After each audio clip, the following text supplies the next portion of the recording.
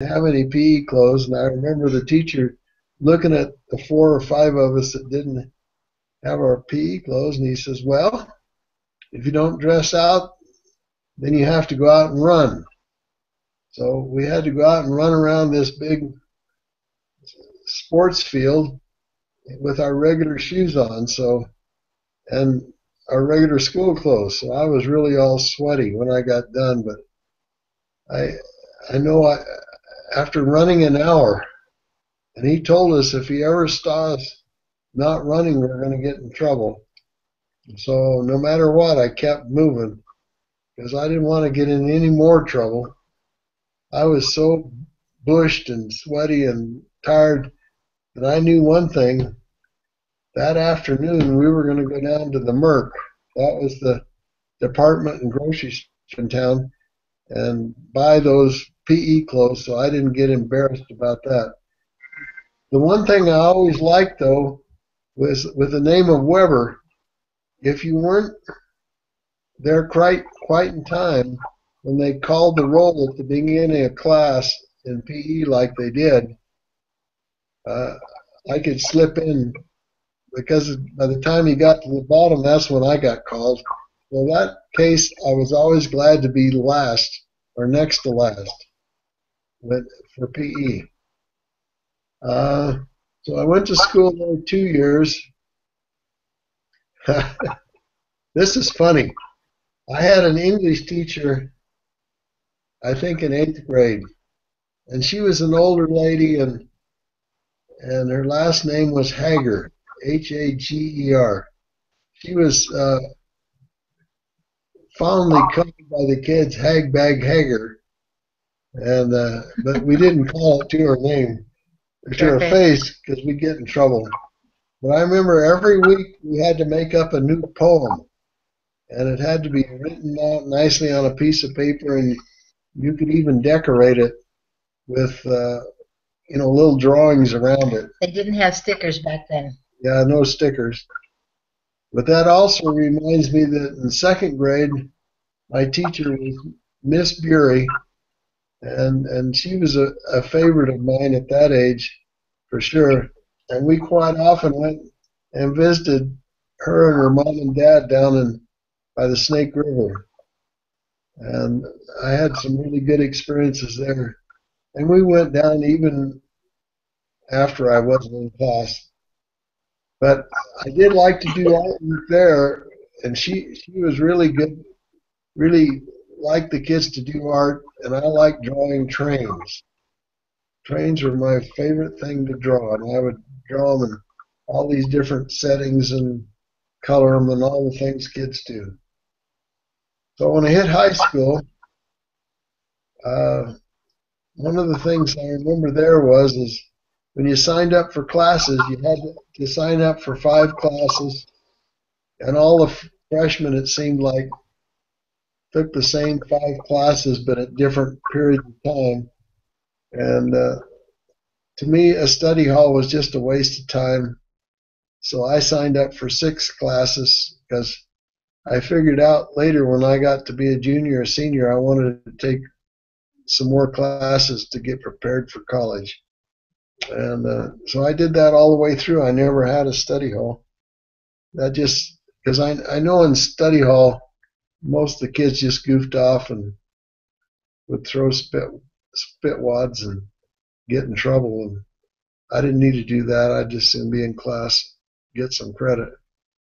So when I was in high school, I took driver's ed when I turned 16.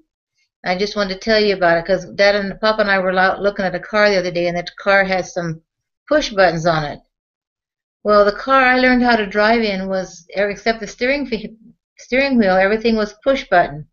All the gears and the shifts and everything were all push buttons, and it was really, really modern. This was back in 1960, and it was a Nash Rambler with push button automatic transmission. Yeah? What do you mean by push button? Push button? Yeah. Well, just like the keys on your on your keyboard. There was a series of a square of buttons: park and drive and reverse and neutral, and you just push which one you wanted to do, and then put your hands on the steering wheel, and the car would go. I didn't have a shift like you have now. That was pretty fancy. Nash Rambler. Now, the interesting thing about Nash Rambler is it was owned by a guy named, or run by a guy named George Romney, and he was the father to a person named Mitt Romney. You may have heard that name. Any other questions? I can tell you something about driver's ed. In Idaho, we didn't have driver's ed at all. When you turned 14, you could study a book of the laws and stuff and go take a test. And then your mom and dad, you had to drive with your mom and dad for a few weeks, and then you could actually drive a car as long as you got home a half an hour before sunset or something like that. And the reason they did that in Idaho, and it still may be the law, is the farm kids, instead of riding a bus, they would have the oldest child in the family would drive the kids to school and in a car, and then drive it home after school, so the parents didn't have to mess with it. Now, James, you'd probably like that, wouldn't you? You don't have to get on a bus or anything like that. You just drove a car to school and with your brothers in it. How would that be? That'd be a lot better.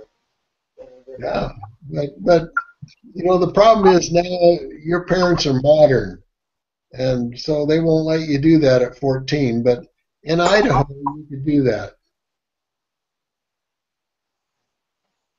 So there's a small chance that we might get cut out because there's a storm coming. I don't know if you've been hearing our Brett's cell phone with the alarm going off, and then Greta's getting all worked up. So we're supposed to have a thunderstorm, so hopefully we won't get cut out. Okay, what's the next question? Did you have summer packets? Did we have summer what? Packets, like homework packets over the summer. Last summer I got mine done on my math one done on the first day. My mom didn't believe in summer vacations. It was school year round. But we take off to go on hunting trips and things like that. She didn't have a schedule she had to keep out there in Africa. That's not quite true. We honored the 4th of July and saluted the flag and sang patriotic songs. But other than that, it was, you know, a couple of hours of school in the morning, get it done by noon, and then have the afternoon to play and go on visits, or if we're going to go on a trip somewhere, go out and take care of the animals. We had a lot of animals at our house. I think I told you that, didn't I? That I had monkeys and wild geese and chickens and goats and sheep and bless you. Sorry. And horses. We have a picture of you, Mom, when you were little with a couple of monkeys that you're holding. Yeah. Yeah. See, Grandma, even though she went to school in Africa, she had to go to school year round.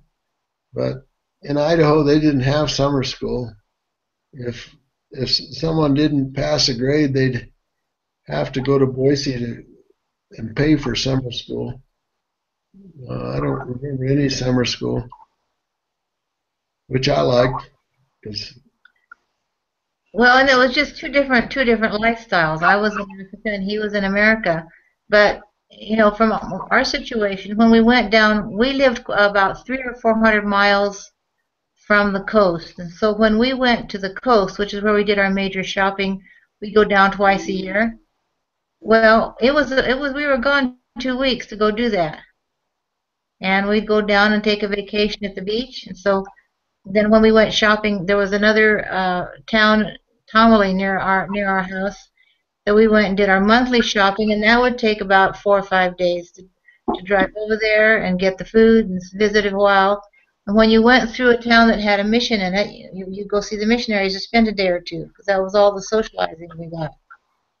So I got plenty of vacation, but it was just in a different set of doses than what you guys are used to.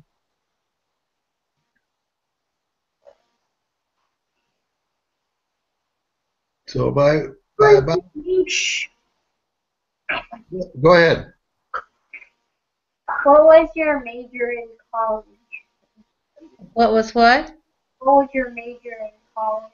Major in college. Choose that major. Okay, my major in college was agricultural and biological sciences because I wanted to go to pre-med, pre-dental, and that's what you took in those days at BYU. I think now they just have a pre-dental major if you want, but I never graduated from college, so I didn't really worry too much about that. I just took the classes I had to do to get into dental school.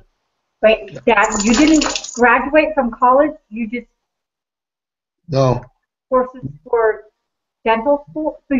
So in order for you to get your dental degree, you didn't have to graduate from college? no. All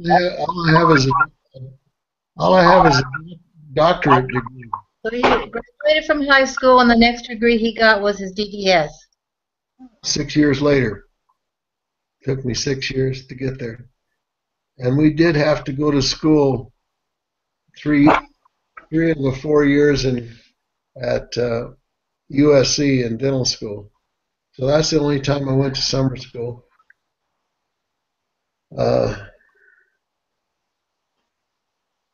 My major was psychology, and I thought I was going to be in pre-med till I took chemistry, and that changed my mind for me.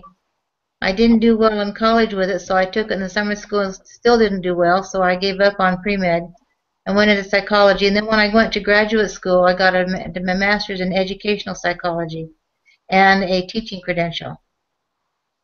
So I taught public school for a couple of years before the kids started being born. And we stayed there at the university after I graduated, and Gail got her master's degree, I think, a year later. Uh-huh. And then we stayed another year, and she did coursework for a PhD, and she was about 7 or 8 or 9 units short, but the counselor told her that they weren't going to allow her to get a PhD unless she had the experience first. So that's when we moved out to Hemet and started a practice there. And then I started teaching school. I taught special ed. For how many years? Is that about 2 or 3? Yeah, it's 2 years. Shannon was born the day she finished up her second year of school. That's what I remember. Yeah. I think it was 1 year at Hemet Elementary and 1 year at Whittier. Ramona. Ramona. Any other questions? I don't hear any lightning or thunder yet. Oh, you don't hear it? Did I you don't- do any extracurricular activities?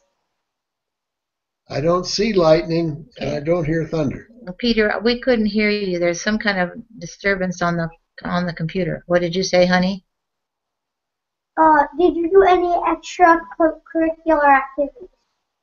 Well, yeah, I went hunting. I caught monkeys, raised monkeys and made them pets. Caught wild geese, caught wild whooping cranes and made them pets. And I like to read, so I read a lot. I told you about my monkey, didn't I? It was the monkey that I fed the bananas to and put in my doll buggy and took around. Yeah, so that was my extracurricular. And as far as sports and stuff, I wasn't involved in any sports at all out there. There were no sporting events. We'd toss the ball around in our yard. When other missionaries came to our mission station, we kids would play Piggy Wants a Wave, which covered a large area because our mission station was several acres quite a few acres, and you could hide anywhere you wanted on there, up in the trees and out in the only thing is that when it got dark, you couldn't see the snakes, so you had to watch for the snakes a little more carefully. But that was our extracurricular, and there was no way to take music lessons. When I was 12, we went through Europe to go back to Africa. We went and bought me an accordion. I still have my accordion, and so I'd had accordion lessons at home in the United States, and then we bought this accordion and took it to Africa so I could play that. And I'm jealous. I don't think it's fair that a girl gets to do that kind of stuff when a boy would enjoy it too. But that's the way it is. The only animals I dealt with as a boy was catching magpies down in the willow trees by the in the gravel pit. We made a raft out of wood just like Huckleberry Finn or Tom Sawyer would make it, and float it out in the lake, and then there'd be an island in the middle of the lake, and we'd get there, and if we got there at the right time of year, the magpies were just coming out of their nest, and they just couldn't quite fly, but they had all their wings and stuff. You catch them just right, you could take home 10 magpies, because we were going to raise them and make money on them. Because when we got them a little bit older, we were going to slit their tongues so they could talk, and we were going to make money with the magpies. The truth of the matter is they all died. They all died. And I'll tell you something that Tom and I did once that is sad but funny. We were hiking up Rattlesnake Creek, and it was in the spring just right, and here were these little ducklings that were swimming along in the Rattlesnake Creek, and we caught them, and we wondered how we were going to get them home. We thought, well, the best thing is they like to swim, so we took our canteens. We took the canteen out and had the cup in there still, the Army set up. And so we put water in there and let the ducks go in there and put them on our sides and haul them home. By the time we got home, the ducks had drowned. That was kind of foolish, but it's learning.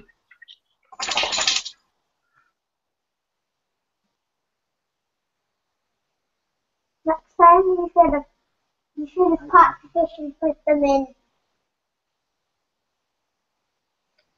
Okay, what, Peter? Papa should have caught fish and put them in so the duck could have food. Yeah, that's called. Fish to eat, huh? Well, I'm telling you, these ducks are about that big. They were just little guys. They were just like newborn chicks. So I was thinking of something else.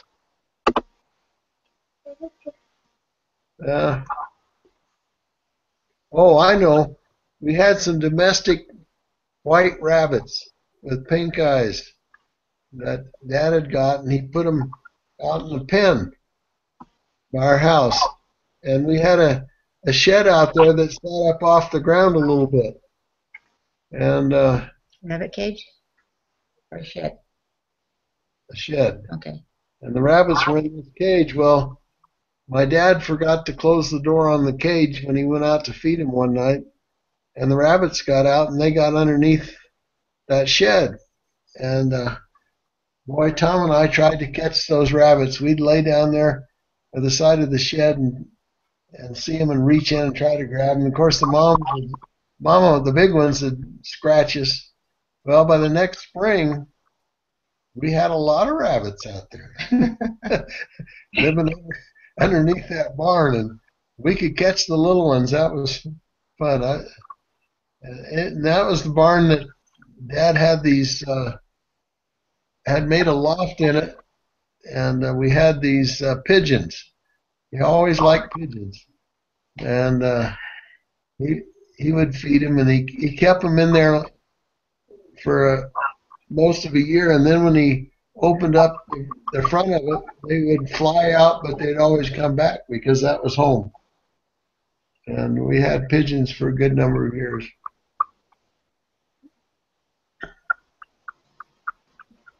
So there was a river near my house in Togo. We lived in Sansanimongo, Togo. And there was a river near my house called the Oti River. And when we'd go down there, uh, there'd be abandoned canoes, dugouts, just a piece of log with a dugout center section. So my brother'd say, "Oh, come on, dear, let's go to the island across the river there." So we'd get in this dugout, and it's there. It's just a round log, so there's nothing to balance it at all. If you twerk funny at all, you're going to be in the water. So, and of course, it was always my fault. My brothers told me it was my fault if it fell over. So we'd go across and play on the sandbar, and then turn around and come and row this thing back. That was our extracurricular activity. That sounds like fun. It's just not fair. But we did not camp in Africa because the mosquitoes were so bad and it was so easy to get diseases there. So we stayed inside the house with the screens on. When we would sleep on a porch, only when we were down at the ocean. You sleep on a porch and have fresh breeze come over you. Otherwise, my bedroom had big windows and stuff, but they were always screened to keep the bugs out. Keep the bugs out because there were so many diseases. James says that, like, I heard from someone that there's this bug that is so small that can go through one of the holes inside the screen, and it's like poisonous or it can carry a disease or something. No-see-em? Isn't there a little bug in Florida called no-see-em? Yeah, Oh, no, yeah, yeah. it's like diseases that can go through the screen. Now, when we would sit out on our porch sometimes at night, when we had company, we'd sit outside to get fresh air, and we'd have to lather up with DDT, which is really lethal. It's amazing. I'm still alive, but we'd put DDT on our skin and then sit outside. The bugs didn't like it, and then we had a pressure lantern. Like a Coleman lantern you use pressure, and it would pressure the kerosene up into the wick. And then you could light it, and it gave a really bright glow. And it had a glass kind of a chimney around it. Well, we'd sit out there, and these bugs would come by, and you could grab the bugs out of the air, and then hold them up to the chimney by their wings till they sizzled, and they'd squirm for a second, then they'd die, and you'd fry them. Then you could eat them, and they were crunchy. They tasted like bacon. Pretty good. I'd pass on that. You have a weird grandmother. Even if they taste like bacon? Yeah. So should we ask Elise and Camilla's families if they have any questions? I thought I unmuted them. Come and check this out, Brett. No, they muted themselves. Oh, let's ask them to unmute. No, just that, like what? No, wait, Elise is, yeah, let's ask them, say, do you guys have any questions for Grammy and Papa? We can't hear them.